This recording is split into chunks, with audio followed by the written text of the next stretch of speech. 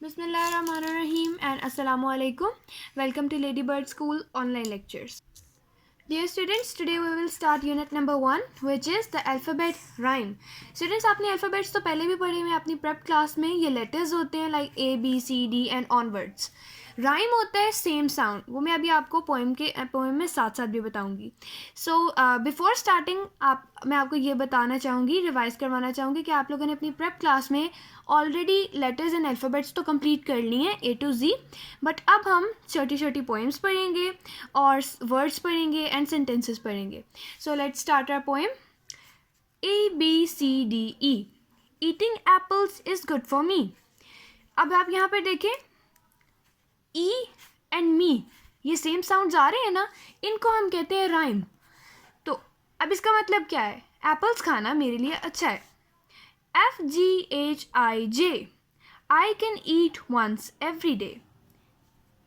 J and day ये दोनों भी आपस में सिमिलर साउंड्स हैं. It is also a rhyme. ठीक है, इसका मीनिंग क्या है इस लाइन का कि आई can eat one every day, मैं हर रोज़ एक एप्पल खा सकता हूँ. KLMNO. I want to know where the apples grow. अब आप यहाँ देखें, O and grow, they are both having the similar sounds. इस लाइन का मीनिंग क्या है कि मैं जानना चाहता हूँ कि एप्पल्स उगते कहाँ पे हैं. PQRST. Apples are very tasty. यहाँ पे T and tasty, they both are having same sounds. इस लाइन का PQRST. Apples are very tasty. T and tasty. Now they both are having the similar sounds. इस line का मतलब क्या है students? Apples are very tasty. Apples बहुत मज़ेदार होते हैं. UVWXYZ. Eating apples is good for me. Z and me. Now these two are having the same sounds. इस लाइन का मीनिंग क्या है? ऑब्वियसली हमने फर्स्ट लाइन में भी यही पढ़ा है कि एप्पल्स खाना मेरे लिए अच्छा है. सो स्टूडेंट्स, आज का लेक्चर हमारा बस इतना सा ही, छोटे से ही. और अब मैं चलती हूँ, आपको बताती हूँ एक्सरसाइज का. यहाँ पे आपने लेटर्स और इमेजेस को मैच करना है. For example, A for Apple, B for boy, C for carrot and D for door. ये मैंने आपको सिर्फ 4 बताए हैं, आपने ये बाकी सारे करने हैं. नेक्स्ट क्वेश्चन आंसर्स या आपने अपने पेरेंट्स की हेल्प के साथ लेके ये भी खुद सॉल्व करने हैं. नेक्स्ट अब हम चलते हैं क्वेश्चन नंबर 3 की तरफ. Arrange the given words in alphabetical order. ठीक है, आप लोगों ने इनको अल्फ़ाबेटिकल ऑर्डर होता है लाइक जिस तरह ABC का हमारे पास सीक्वेंस होता है, इस तरह. यहाँ पे आप देखें, tree, Apple, boy, girl and clouds, इनमें जो इनके फर्स्ट लेटर्स है ना, आपने इनके अकॉर्डिंग इनका सीक्वेंस लिखना है. नेक्स्ट हमारी जो एक्सरसाइज C है, फोनिक्स फोकस, उसमें हमने वोवल साउंड से हमारा काम है. वोवल साउंड्स क्या होते हैं? ऑब्वियसली AEIOU, ये मैंने साइड पे लिखे भी हुए हैं. अब ये वर्ड्स हैं, आपने इनको अलाउड जो है वो रीड करना है. और इनमें आप ये जब लाइक ऊंचा ऊंचा इनको रीड करेंगे तो आपको पता चलेगा कि ये वर्ड्स जो हैं they are very short vowel sounds. ठीक है, same is the case with this exercise. इनको भी वर्ड्स को आपने रीड करना है, लेकिन जब आप इन्हें रीड करेंगे तो आपको ये पता चलेगा they are having long vowel sounds. ठीक है, और आपने इनको ऊंचा ऊंचा रीड करना है. सो नेक्स्ट हम चलते हैं अपने ग्रामर फोकस की तरफ. बच्चों, इस एक्सरसाइज को स्टार्ट करने से पहले आपको कॉन्सोनेंट्स और वोवल्स का पता होना चाहिए. Vowels are basically 5 letters which are, ये मैंने अपने हैंड पे लिखे हैं, AEIOU.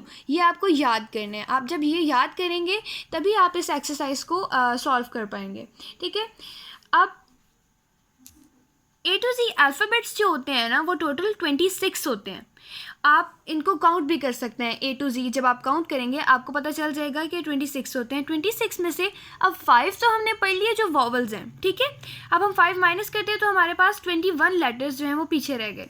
अब जो 21 लेटर्स जो हमारे पास रह गए हैं, हम उन्हें कहते हैं कॉन्सोनेंट्स. ठीक है, जिस तरह T, B, F and S, ये हमारे पास आ गए हमारे कॉन्सोनेंट्स.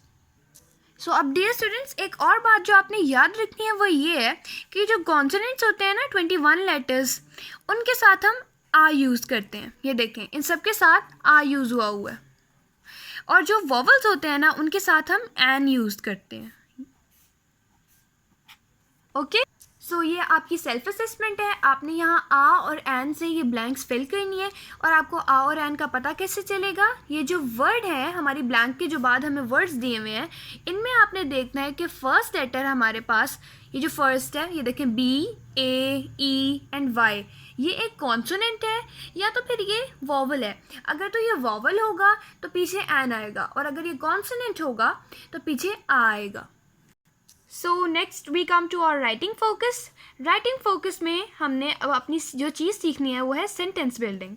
सेंटेंस बिल्डिंग में हमें जो दो चीज़ें होती हैं very important and very must, जो आपको याद रखनी है वो ये है कि sentence always begins with a capital letter. Capital letters का तो आई होप आपको पता होगा, आपने अपनी प्रेप क्लास में पढ़ा होगा सब कुछ।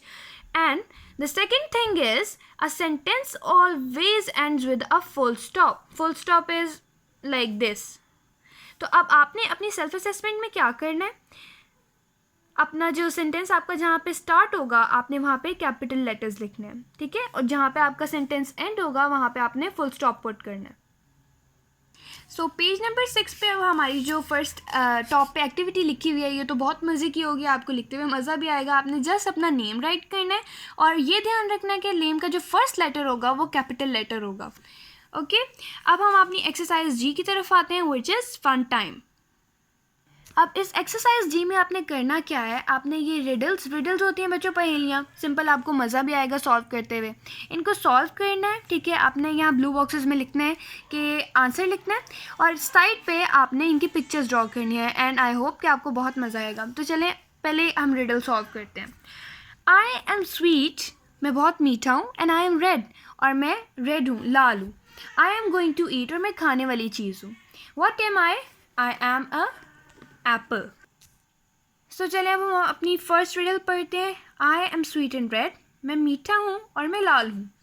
आई एम गुड टू ईट, और मैं खाने के लिए बहुत अच्छा हूँ। What am I am a apple. Apple is the answer of the first riddle. Second riddle की तरफ चलते हैं।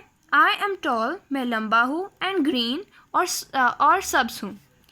और I am in the park, और मैं अक्सर पार्क में होता हूँ।